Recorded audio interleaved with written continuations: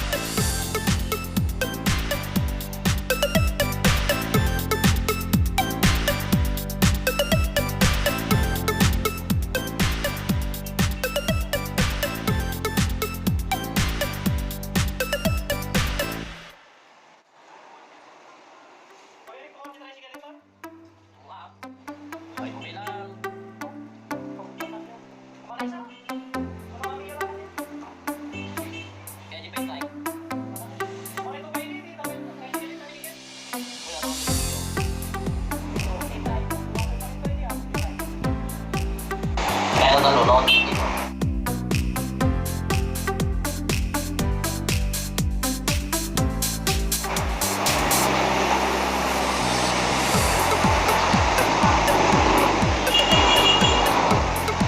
Jadi yang dulunya ini sampai 155 cara.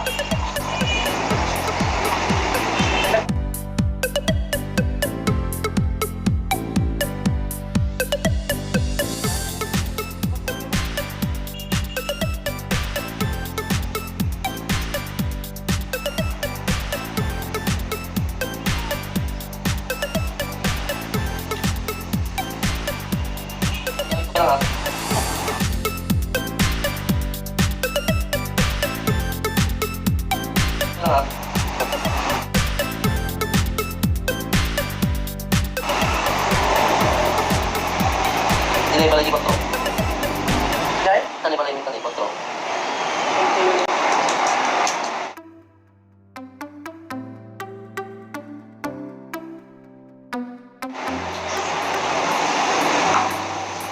Ano na lang kayo? yung isa,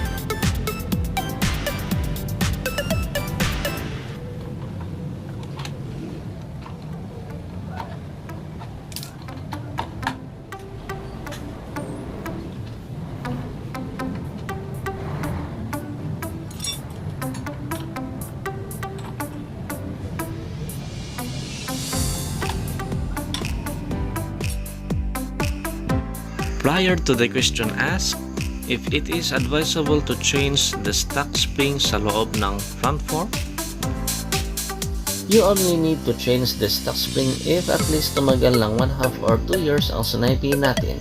Matibay pa naman ang stock spring sa mga brand new. So ang gawin for now is to always monitor the status of our front fork regularly. Thank you. if you learned something, please don't forget to click on the subscribe and the bell button to be notified in my next week's upload.